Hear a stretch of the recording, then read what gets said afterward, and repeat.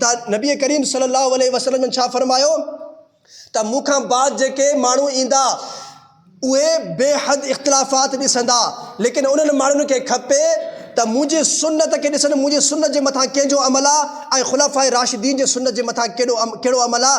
त इन अमल खे मयार बढ़ाईंदा त उन्हनि जा ज़हन खुली पवंदा, उन्हनि खे ख़बर पइजी वेंदी त कहिड़ो फ़िरक़ो हक़ ते आहे, कहिड़ो फ़िरक़ो नाहक़ ते आहे।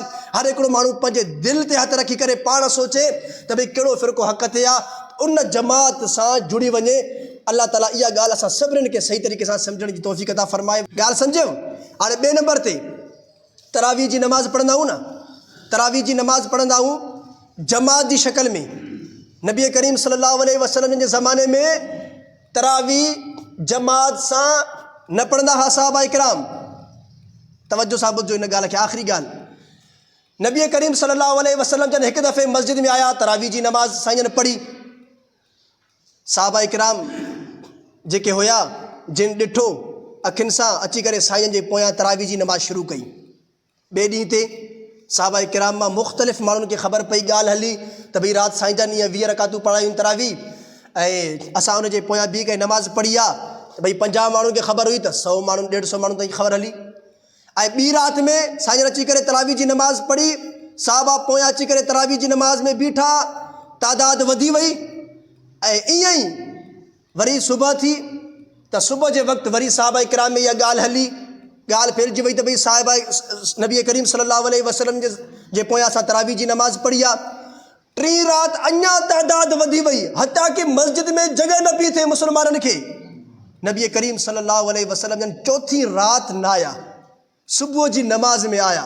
सहाबा इकराम जन अर्ज़ु कयो, या रसूल अल्लाह तव्हां राति न आयो क़याम जे लाइ नमाज़ ते?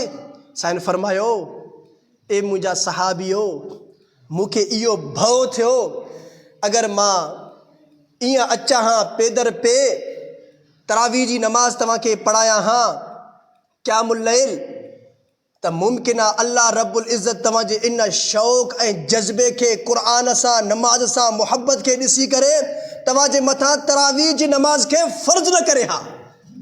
मूंखे इहो भउ थियो, पंहिंजी उम्मत जे मथां केॾा त महिरबान आहिनि। तव्हां फ़र्ज़ नमाज़ 5 वक़्त पढ़ो, इहो काफ़ी आहे। जॾहिं तरावीह जी नमाज़ तव्हांजे मथां फ़र्ज़ थी वञे हा, तव्हां मुमकिन आहे त इन फ़र्ज़ खे पूरो न करे सघो हा, तव्हां न निभाए सघो हा। इन वजह जे करे नबी करीम सल्लल्लाहु अलैहि वसल्लम जन पंहिंजे उम्मत जे मथां शफ़क़त करे, मुहब्बत जे वजह जे करे पंहिंजी उम्मत सां तरावीह जी नमाज़ चौथी राति पढ़ण जे लाइ न आया, ताकि मुंहिंजी उम्मत जे मथां तरावीह जी नमाज़ फ़र्ज़ न थी वञे। हाणे साईं जो ज़मानो वियो, अबू बकर सिद्दीक़ रज़ी अल्लाह ताला जो ज़मानो वियो, उमर फारूक रज़ी अल्लाह ताला जो ज़मानो आयो। उमर फारूक रज़ी अल्लाह ताला अनो घरां निकिता।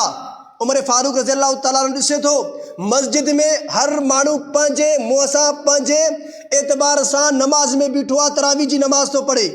उमर फारूक रज़ी अल्लाह ताला अनो महसूसु कयो त भई हिननि सभिनी खे हिकु इमाम जे पोयां छो न बीहारियो वञे, हिकु इमाम जे पोयां हे छा कनि, जमात सां हिन तरावीह जी नमाज़ पढ़नि। ॿी राति उमर फारूक रज़ी अल्लाह ताला हुकुम फरमायो त भई हाणे इमाम जे पोयां उबई बिन काब शायद रज़ी अल्लाह ताला अनो उन जे पोयां सभु तरावीह जी नमाज़ पढ़ो। ॿी राति उमर फारूक रज़ी अल्लाह ताला अनो अची करे इहो मंज़र ॾिठो, तरावीह जी नमाज़ जमात जी शक्ल में अल्हम्दुलिल्लाह पढ़ी पई वञे। उमर फारूक रज़ी अल्लाह ताला फरमाइण लॻा, अल्हम्दुलिल्लाह हे नओं कमु ॾाढो सुठो आहे, हे नओं कमु ॾाढो सुठो आहे जो जमात जी शक्ल में तरावीह जी नमाज़ थिए थी। हाणे ॾिसजो नबी करीम सल्लल्लाहु अलैहि वसल्लम छा फरमायो, मुंहिंजी सुन्नत खे पकड़ियो मज़बूतीअ सां, ऐं मूंखां बाद मुंहिंजी सुन्नत खां बाद ख़ुलफ़ाए राशिदीन। उमर फारूक रज़ी अल्लाह ताला ख़ुलफ़ाए राशिदीन में आहे या कोन्हे? 4 आहिनि न, हज़रत अबू बकर सिद्दीक़ रज़ी अल्लाह ताला अन्हु, उमर फारूक रज़ी अल्लाह ताला अन्हु, उस्मान गनी रज़ी अल्लाह ताला अन्हु, हज़रत अली रज़ी अल्लाह ताला अन्हु। हाणे तरावीह जी नमाज़ जेका जमात में पढ़ूं था इन जी इब्तिदा काथों थी? उमर फारूक रज़ी अल्लाह ताला जे ज़माने मां। इन वजह जे करे हाणे इहा बिदअत न आहे, इन खां बाद यानी अली मुर्तज़ा रज़ी अल्लाह ताला जे ज़माने खां बाद तरावीह जी नमाज़ जी इब्तिदा थिए हा, त असां उनखे बिदअत सम्झूं हा, नओं कमु सम्झूं हा, इन जे मथां अमल न कयूं हा, इन खे न वठूं हा। त हाणे पहिरें नंबर ते साईं जन जी सुन्नत, ॿिए नंबर ते ख़ुलाफ़ाए राशिदीन जी सुन्नत खे अपनाइणो आहे। अल्लाह तबारक व तआला इहा ॻाल्हि असांखे सही तरीक़े सां सम्झण जी तौफ़ीक़ अता फ़रमाए। त नबी करीम सल्लल्लाहु अलैहि वसल्लम छा फ़रमायो त मूंखां बाद जेके माण्हू ईंदा उहे बेहद इख़्तिलाफ़ात ॾिसंदा, लेकिन उन्हनि माण्हुनि खे खपे त मुंहिंजी सुन्नत खे ॾिसनि, मुंहिंजी सुन्नत जे मथां कंहिंजो अमल आहे ऐं ख़ुलाफ़ाए राशिदीन जे सुन्नत जे मथां कहिड़ो अमल आहे। त इन अमल खे मयार बणाईंदा त उन्हनि जा ज़हन खुली पवंदा, उन्हनि खे ख़बर पइजी वेंदी त कहिड़ो फ़िरक़ो हक़ ते आहे, कहिड़ो फ़िरक़ो नाहक़ ते आहे। हर हिकिड़ो माण्हू पंहिंजे दिलि ते हथु रखी करे पाण सोचे त भई कहिड़ो फ़िरक़ो हक़ ते आहे, उन जमात सां जुड़ी वञे। अल्लाह ताला इहा ॻाल्हि असां सभिनीनि खे सही तरीक़े सां सम्झण जी तौफ़ीक़ अता फ़रमाए।